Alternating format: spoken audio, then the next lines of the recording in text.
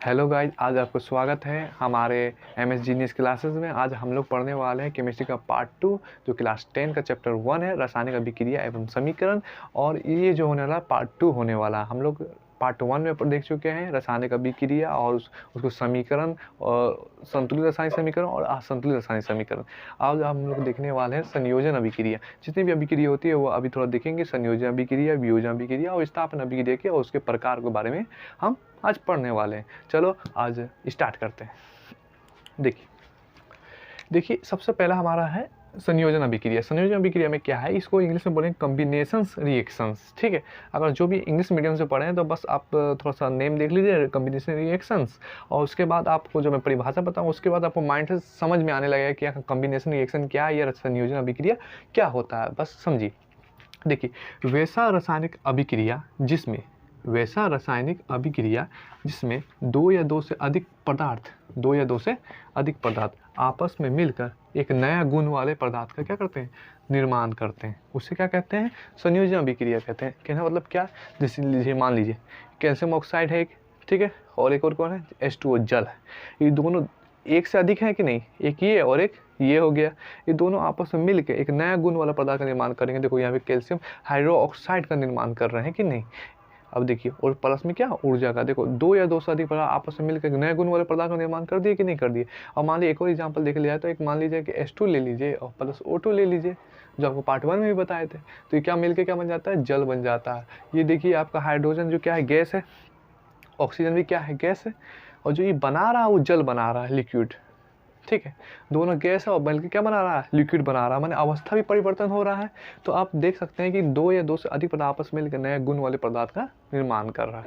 तो अब देखिए संयोजन अभिक्रिया समझ में आया कि वैसा रासायनिक अभिक्रिया जिसमें दो या दो से अधिक पदार्थ आपस में मिलकर एक नए गुण वाले पदार्थ का निर्माण करे, उसे कहेंगे संयोजन अभिक्रिया कहेंगे या कॉम्बिनेशन रिएक्शन कहेंगे। अब देखिए हम नेक्स्ट देखते हैं वियोजन अभिक्रिया। देखिए वियोजन अभिक्रिया या इसको अपघटन अभिक्रिया भी कहते हैं। क्यों अपघटन क्यों कहते हैं, क्योंकि वियोजन अभिक्रिया क्या होता है उसका डिफिनेशन बताएंगे तो आपको और अच्छे तरीके से समझ में आएगा। एक बार पढ़ लेते हैं क्या है। तो देखिए वैसा रासायनिक अभिक्रिया जिसमें कोई एक पदार्थ टूटकर दो या दो से अधिक पदार्थ का निर्माण करते हैं उसे वियोजन अभिक्रिया कहते हैं। माने कि कहने मतलब क्या है, कुछ खास नहीं है। जिसमें इसमें क्या बोल रहा है कि एक पदार्थ, इसमें क्या होता है दो पदार्थ मिल रहे थे ना, इसमें क्या हो टूट रहे हैं, अपघटन हो रहे हैं। अपघटन माने होता है टूटना। आप समझ में आया कि अब अपघटन अभिक्रिया क्यों कहते हैं, अपघटन मतलब टूटना होता है। ठीक है, मतलब इसमें एक पदार्थ जो होता है ना, जैसे कि मान लो मार्कर है, तो मार्कर को हम क्या करते हैं, इसको लेकर आते हैं आरी, और आरी से काट के इसको है ना तोड़ देते हैं, आरी से काट दिए फिर तोड़ दी। और जब ये टूट जाएगा तो अब इस एक पदार्थ या अपघटन होकर क्या दो पदार्थ दो टुकड़ों में बढ़ जाएगा, तो इसी को क्या बनेगा, वियोजन अभिक्रिया कहेंगे। लेकिन जब इसको हम क्या करते हैं, कटे हुए भाग को फिर जोड़ेंगे टेप से, एक किसी प्रकार जोड़ेंगे, तो इस संयोग हो रहा है कि नहीं, और संयोग होने को बोलते हैं क्या, संयोजन अभिक्रिया। वियोजन अभिक्रिया का आप देखते हैं एग्जाम्पल थोड़ा। तो देखिए तो वियोजन अभिक्रिया का एग्जाम्पल एक कैल्शियम कार्बोनेट है, ये CaCO3। देखिए कभी भी अगर ये Ca, ये देखिए ये कार्बन नहीं है, देखिएगा हल्का सा, ये Ca है, Ca मतलब होता है कैल्शियम, और CO3 माने कार्बोनेट, कैल्शियम कार्बोनेट। देखिए यहाँ पे हिंदी भी लिखे हुए हैं। उसके बाद देखो इसको डेल्टा माने होता है, इसको बोलते हैं डेल्टा माने हीट देंगे। जैसे इसमें हीट देंगे कैल्शियम कार्बोनेट, तो क्या हो जाएगा, ये सॉलिड से किस में बदल जाएगा, ये कैल्शियम ऑक्साइड में बदल जाएगा, कैल्शियम ऑक्साइड। इसको भूजा हुआ चूना भी कहते हैं। कैल्शियम ऑक्साइड का पूछता है ऑब्जेक्टिव में कि बताइए कैल्शियम ऑक्साइड को, CaO को और क्या किस नाम से जाना जाता है, भूजा हुआ चूना। ठीक है, अब देखिए और किसका निर्माण होगा, तो कार्बन डाइऑक्साइड गैस का निर्माण होगा, CO2 का निर्माण होगा। मतलब कैल्शियम कार्बोनेट एक पदार्थ था, जब इसको तोड़े हीट दिया हल्का सा, तो अब घटित हो गया कितना पदार्थ बन गया, दो पदार्थ बन गया। इसी को क्या कहते हैं, वियोजन अभिक्रिया कहते हैं। समझ में आया। आप स्क्रीनशॉट ले लीजिए, मैं हट जाता हूँ, उसके बाद फिर नेक्स्ट विस्थापन अभिक्रिया देखेंगे। आइए गाइस, अब देखिए अब हम आपके लिए लिखे विस्थापन अभिक्रिया। विस्थापन अभिक्रिया क्या है समझते हैं। देखिए विस्थापन अभिक्रिया को हम डिस्प्लेसमेंट रिएक्शन भी कहते हैं। डिस्प्लेसमेंट रिएक्शन आप लोग फिजिक्स में पढ़े होंगे, डिस्प्लेसमेंट माने कि दूरी है ना, दूरी, डिस्प्लेसमेंट विस्थापन, तो उसी हिसाब से वही वर्ड इस्तेमाल किया, डिस्प्लेसमेंट रिएक्शन। डिस्प्लेसमेंट माने विस्थापन और रिएक्शन मतलब अभिक्रिया।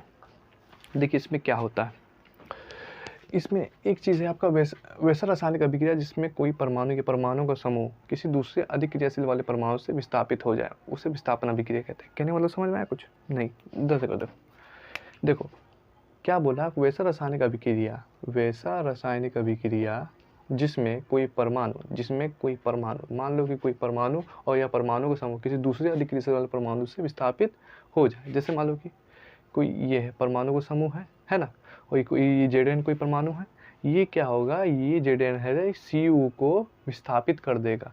मतलब कि विस्थापित करने का मतलब क्या है, मेन चीज़ ये क्या होता है, विस्थापित मतलब होता है कि उसकी जगह को आ जाना, उसकी जगह पे आ जाना। जैसे देखिए Cu यहाँ पे था, SO4 के यहाँ पे सट कर, अब देखिए Zn आ गया कि नहीं उसकी जगह पर आ गया। देखिए यहाँ पे ध्यान से, ये Zn SO4 के बगल में आ गया। क्यों ऐसा हो गया भाई, ऐसा क्या हुआ, हम CuSO4 मान लो कोई जली विलयन लिए हुए थे, है ना, कोई जली विलयन मान लीजिए, इसमें CuSO4 का जली विलयन है। अब इसमें हम लोगों ने क्या करते हैं, इसमें Zn डालते हैं, ठीक है, Zn डालते हैं। अब Zn जब डालेंगे तो क्या होगा कि ये जो है Cu को विस्थापित करके अपना एक सोल्यूशन बना लेगा जिसका नाम रहेगा ZnSO4। ऐसा क्यों, क्योंकि जो Zn जो डालें हम वो जो है Cu से ज़्यादा क्या है, रिएक्टेंट है, अभिक्रियाशील है, क्रियाशील मूलक, उसका जो शक्ति क्षमता जो है वो अधिक है, किससे, कॉपर से। अब देखिए तो वही क्या हुआ, ये अधिक्रियाशील वाला था, इसको विस्थापित कर दिया, और यही विस्थापित कर देना उसकी जगह पे आ जाना है, क्या कहलाता है, विस्थापन अभिक्रिया कहलाता है। अब देखिए विस्थापन अभिक्रिया के प्रकार कितने प्रकार के होते हैं, 2 प्रकार के होते हैं।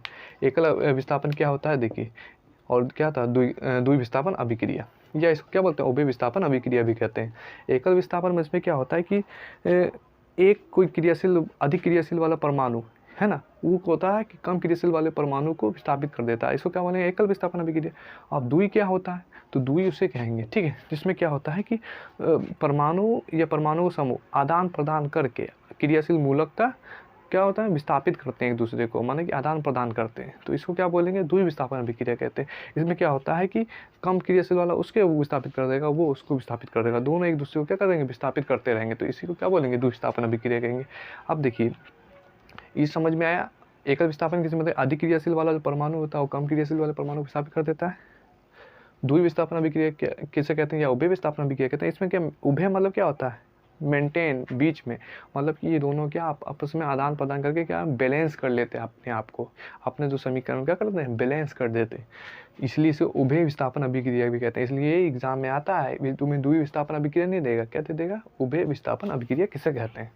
ठीक है, समझ में आया। आपका पार्ट 2 खत्म होता है। अब पार्ट 3 में हम देखेंगे कि यहाँ पे एक चीज़ आप देखिएगा कि अपक्षेप बन रहा है नीचे का 3 इसका मतलब था अपक्षेप, माने नीचे जो है ये CU क्या हो जाएगा, नीचे आके बैठ जाएगा। तो ये CU नीचे आके बैठ जाएगा तो इसी को बोलते हैं अपक्षेप का बनना। और हम लोग आगे चलेंगे अपक्षेप क्या है, उदासीनीकरण अभिक्रिया क्या है, और बहुत ही जो आपको इंपॉर्टेंट क्वेश्चन है जिससे एग्जाम में आता है वो देखेंगे।